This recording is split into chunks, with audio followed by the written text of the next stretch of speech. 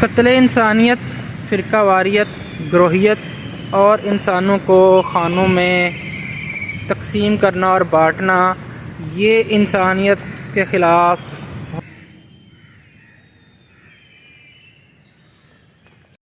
السلام علیکم ورحمۃ اللہ وبرکاتہ۔ کیا حال ہے دوستو؟ آج کا ولاگ ہم باغجنا میں شروع کر رہے ہیں۔ کل کافی بارش ہوئی ہے لاہور میں دن کے وقت، جیسا کہ پچھلے ولاگ میں نے آپ کو اس کی تھوڑی سی جھلکی دکھائی تھی۔ دھوپ تو نکل آئی ہے، ٹھنڈ کی شدت بھی اتنی زیادہ نہیں ہے۔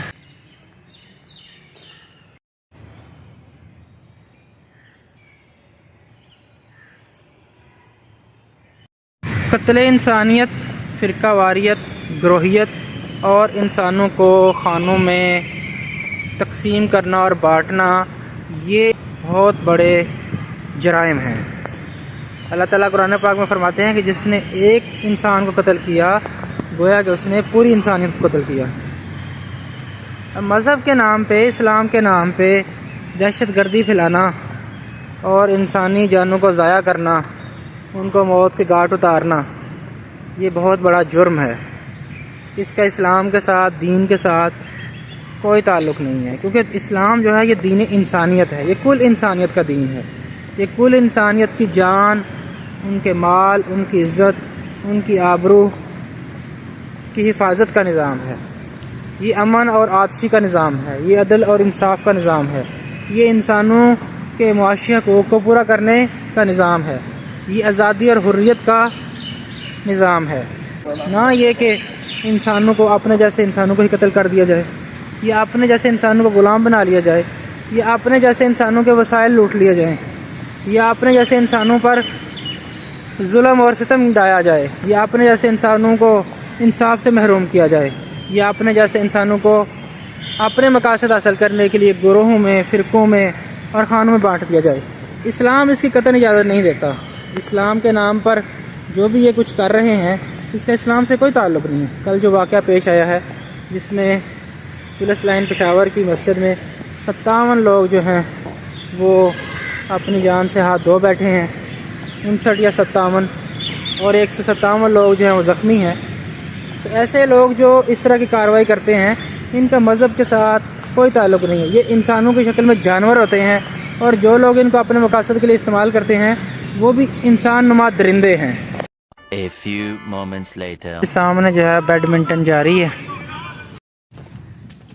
اس کو آپ نے السلام علیکم کہا ہے کہ تم پر سلامتی ہو۔ تو سلامتی سے کیا مراد ہے؟ سلامتی سے یہ مراد ہے کہ تمہاری جان، مال، عزت، آبرو محفوظ ہے، تمہیں یعنی کہ جانی حوالے سے، مالی حوالے سے اور عزت و آبرو کے حوالے سے کسی قسم کا میری طرف سے کوئی ڈر نہیں ہے۔ تو یہ ہے السلام علیکم، اور اس کے جواب میں وعلیکم السلام کا مطلب یہ ہے کہ دوسرا بندہ بھی جانی، مالی اور عزت و آبرو کے حوالے سے تحفظ کا اقرار کر رہا ہے۔ تو جس مذہب کا یعنی ماٹو ہی السلام علیکم ہے، تو وہ مذہب کیسے یعنی کہ انسانوں کی جان، ناحق جان لینے کا مذہب ہو سکتا ہے؟ کس بنیاد پر یعنی کہ مسلمانوں کو قتل کیا جا رہا ہے؟ کس بنیاد پر؟ ایک جان جو ہے اس کو ضائع کرنا پوری انسانیت کے یعنی قتل کرنے کے مترادف ہے۔ تو یہاں 59 لوگوں کو جو ہے نا شہید کر دیا گیا ہے۔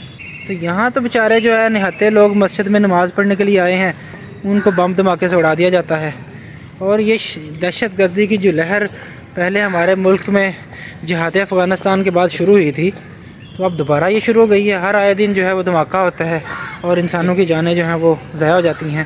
اتنا سیکیورٹی کا سسٹم ہونے کے باوجود بھی ہم جو ہے وہ امن اور خوشحالی قائم کرنے میں ناکام ہیں۔ تو ریاست کا سب سے بنیادی مقصد یہی ہے کہ وہ لوگوں کی جان، مال، عزت، آبرو کی حفاظت کرے، کیونکہ ریاست جو ٹیکس لیتی ہے وہ تو اسی کے بدلے میں ہے کہ انہوں نے ان کی جان، مال اور عزت آبرو کی حفاظت کرنی ہے۔ اور روز کتنے لوگ جو ہیں وہ اپنی جانوں سے ہاتھ دھو بیٹھتے ہیں، کتنے لوگوں کی جو ہے وہ چوریاں ہوتی ہیں، جانی نقصان ہوتا ہے، مالی نقصان ہوتا ہے۔ تو جو ریاست لوگوں کو جان، مال، عزت، آبرو کی حفاظت کے لیے کردار ادا کرنے سے قاصر ہے، تو وہ کس طرح لوگوں سے جو ہے ٹیکس وصول کرتی ہے؟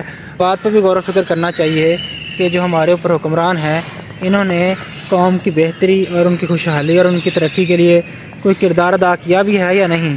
یا جو ہمارے اوپر یہ حکمران مسلط ہیں، یہ صرف ہمیں لوٹنے کے لیے، فرقوں اور گروہوں میں بانٹنے کے لیے، جماعتوں میں بانٹنے کے لیے، مذہبی خانوں میں بانٹنے کے لیے ہی ہیں، خواہ وہ مذہبی لیڈر ہیں، خواہ وہ سیاسی لیڈر ہیں، خواہ وہ سماجی لیڈر ہیں۔